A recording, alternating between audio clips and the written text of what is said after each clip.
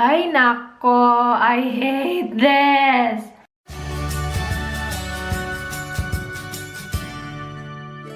Hi guys, Rachel here. Welcome back to my channel. Today is a get ready with me video. This is the first time in a long time na nag-apply ako ng eyeshadows. By the way, I used the products that I received from Sephora. I did a Sephora haul and I asked you guys if you want to see me featuring these products in the next videos, and you guys were like, yeah, please do a get ready with me video, so that's why I'm doing it. The link of where you can get these products from will be below. They're from Sephora.ph. Anyway, that's it for the intro. Let's go ahead and apply some makeup. You guys, I started filming already using this memory card. Like, nasabi ko na I applied my skincare, tapos I started with this Paw Paw Ointment, and then bigla na lang nagsabi, memory card error. Tapos pag-check ko ng clips, wala. Puti na lang kakasimula ko pa lang. My gosh. Anyway, I already applied Paw Paw Ointment on my lips kasi last time I used the lip stain na I will use today. Naging drying siya sa lips ko. So, just to be ready, I already applied my Paw Paw Ointment, and then on my face, which hindi ko pa na-blend, is the Mary Kay CC Cream. I have mine in the shade light to medium. I will leave the links of where you can get this from. I got this from cyramaegc on Instagram. I will leave her link below. I also already have a review on this CC cream, so if you're interested, ilalagay ko din yung link niyan below. So I'm just gonna blend it using my mushroom brush. This one is from Prettyangelshoppe, and kaya Mary Kay yung ginamit ko kasi wala akong CC cream, BB cream, or foundation na from Sephora. Kasi nakita nyo naman yung haul, diba? Wala akong ano. Meron akong powder though, so I'm gonna use those. I will then go ahead and use this concealer. Ito yung Sephora Smoothing and Brightening Concealer. This one is in the shade Radiant Sand. In my haul, I said medium because that's what it says on here. Pero it is Radiant Sand. I checked my order and it is Radiant Sand, not medium. I have no idea bakit hindi Radiant Sand yung nakalagay dito. Bakit medium? Siguro yung skin tone. I have no idea. Ito yung iti-twist mo to get the product out. It is supposed to be brightening, so I hope that works out. I'm just gonna apply on the bridge of my nose and then on here as well. I'm going to use my e.l.f. small stipple brush. Ito yung gusto kong ginagamit sa under eye concealers ko. So, i-blend ko lang siya. As you guys can see, sobrang yellow ng undertone niya, which is for me perfect sa mga morena skin like me. Mas bet ko talaga yung yellow undertone compared sa grayish or pinkish. As you guys can see, sobrang ganda ng finish ng concealer. I'm really liking that. And then for the powder, I will be using this Sephora Microsmooth powder. This is in the shade Sand. And it's so weird kasi nakalagay din dito medium, pero sa baba merong sand. So, hindi ko alam kung bakit nila ginagawa yan. Char. So yeah, I'm just gonna use my big fat brush. This is from Moonkini. That is really pigmented right there. Wow, I like that powder. Makikita mo pa rin yung mga blemishes, pero I don't have any plans of covering them right now. I like the powder. It's not 100% matte. As you guys can see, I still can see some glow on my face, which I need. Because my face have been dry, so this one is good. Really pigmented no powder. I like it. For the brow product, I will be using this Sephora Brow Thickener. I actually filmed a first impression review on this yesterday, pero hindi ko siya i-upload ng separate video kasi as in wala talagang ganap. Magkapareho lang talaga siya. Wala talaga akong changes na nakita. Yung parang drastic changes na parang worth it sa review. So, the applicator looks like this. Para siyang foam na parang may plastic sa loob to keep its shape, if you guys know what I mean. I got mine in the shade Blonde. They have 3 shades. I think medium and then brunette. I think I wanted to get the medium pero sold out siya. So, I went for the blonde kasi for me, brunette was too dark. And you guys know na hindi naman completely black or super dark brown ang hair ko. So, I needed something light. And this one actually is a good match. So you're supposed to apply it from the base of the eyebrows like so. Pang upward motion siya. The website says to start like right here where the bridge of your nose is at. As you guys can see, very pigmented niya. Though, meron siyang mga fallouts. Like, I'm not sure if you can see that, pero merong fallouts sa aking eyelashes. And then from the arch to the tip of my brow, I just apply it like this, sideways instead of upwards. Kasi I just feel like it works better that way dito sa part na to. As you guys can see, okay naman, match naman siya.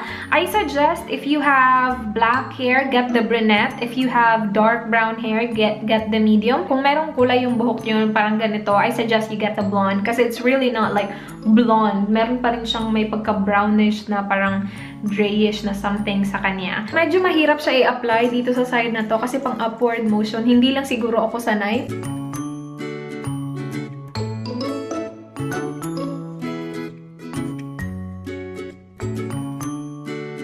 My brows look really different. Let me fix this. Ay, tsaka, sobrang dark dito. Dito, sobrang light. Ito yung problema ko din kahapon when I was doing the review on this one. Ay, nako. To be honest with you guys, I'm not a big fan of this product. Siguro mas nasanay lang ako sa powder at tsaka sa brush para precise talaga yung application. Ito kasi medyo weird yung applicator niya. It's just weird to work with. Again, siguro hindi lang ako sanay, pero sa ngayon, I'm not a big fan of this product. Okay, so onto the eyeshadow. I'm gonna apply first my e.l.f. Eyelid primer. And you guys, this is the very first time I'm gonna apply eyeshadow. Now na nandito na ako, so good luck. So we'll see how this one will go. I don't remember the last time I applied eyeshadow. I'm gonna do a really simple eye makeup because I'm really not going anywhere. Today is Wednesday. Pupunta kami mamaya sa bahay ng mama ni Dan. Tapos naka-makeup ako. Bongga!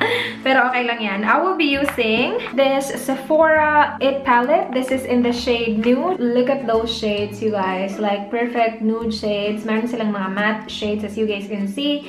And then this brush, I'm really liking. The thing with this palette is wala siyang names. Yung each eyeshadow walang name. So I'm just gonna take this shade right here. Yep, it's a matte brown shade. I'm gonna apply that on the base of my eye. Wow, that's actually really pigmented right there. The eyeshadow is really creamy as well. I like.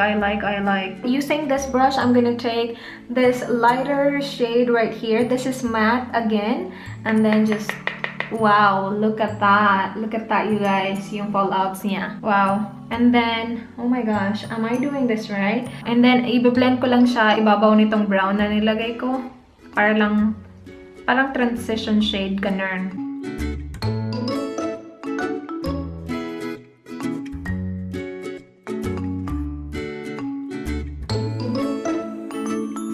I'm gonna take a clean blending brush and parang i-blend lang yung pinaka-outer corner para hindi siya harsh tingnan. I'm not sure if you can see, pero parang nagiging patchy na siya. I'm going to take this shade right here and just highlight the inner corners of my eyes.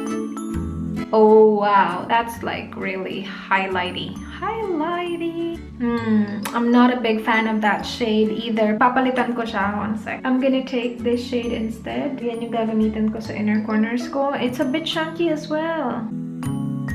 It is a bit chunky as well, but not as bad as kanina. And then I'm gonna take this parang matte na parang champagne shade and apply it on my brow bone. And then I'm going to take this shade, yung ginamit nating pang blend color kanina, and just apply it on the lower lash line.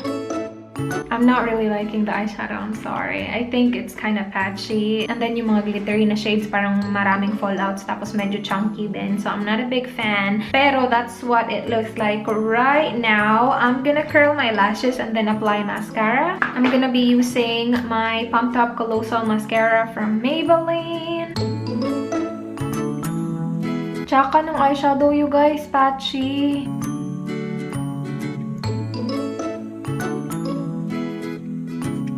Parang wala lang yung eyeshadow, nakakaloka. Like, look at that. Parang wala lang siya. Anyway, I will go ahead and apply the blush. I will be using this Too Faced Sweethearts Perfect Flush Blush. I have mine in the shade Something About Berry. So, I will just swirl the brush all over para makuha ko lahat ng shades. And then apply it on my cheeks. I really like the shade. Parang siyang blush and highlight in one. Blush is done. As you guys can see, meron na siyang parang highlight na ganap sa kanya. Pero, I'm still gonna apply highlight because why not? Coconut, choknat, diba? I'm gonna be using the Becca Jacklyn Hill highlight. This one is the Champagne Pop. Apply it on here. on here. Oh my gosh, this highlight though. And then on here. Tapos sa cupid's bow ko na rin. Lagay din ako ng konti sa tip ng brow bone para highlight on fleek ako. Wow naman! Look at that! I will go ahead and apply the lip stain. This one is the Rouge Infusion lip stain in the shade Rosewood. Hindi siya ganun ka-pigmented. Again, I have used this already. I'm also not a big fan of the smell. Medyo parang tsaka yung smell niya. For me lang naman. As you guys can see, it's very sheer. Yung upper lip ko, lip balm lang yung meron. Tapos dito sa baba, ito yung may rosewood. Parang, diba, very sheer niya. Yung amoy talaga niya, hindi ko bet. Okay, so that's what the lip stain looks like. Again, I have used this already. And after siguro mga 2 to 3 minutes, nagsiset na siya. And as in, nagsistain na siya. The thing is, hindi ganun kabongga yung stain niya. Kasi hindi naman siya ganun ka-pigmented to begin with. Ganito lang talaga yung shade niya. So kapag nag-tint na siya, ganyan lang. Yung mga Sephora na brand, hindi ko masyadong bet. Hindi ko masyadong bet yung eyeshadow. Medyo patchy siya for me. It is really pigmented. Pero kapag na-blend mo na siya, parang nagiging off yung color niya. Tapos, the eyebrow product, it is not a bad one at all. It's really pigmented. You guys saw when I was applying it. Pigmented naman siya. It's just that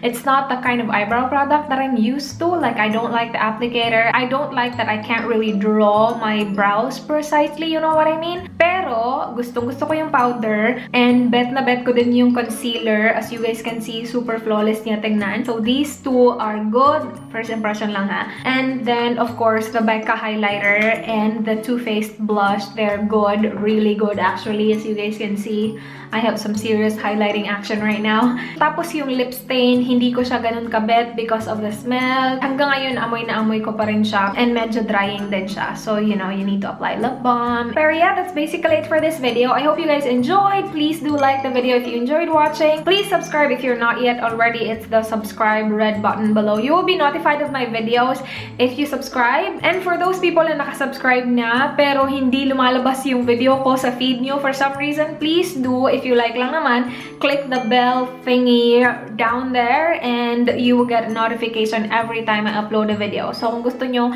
makareceive ng notification and be a part of the notification squad, please do hit that bell button below. And that's basically it. I hope to see you guys on my next one. Do not forget, be good. Bye! Kasi blonde is actually not a bad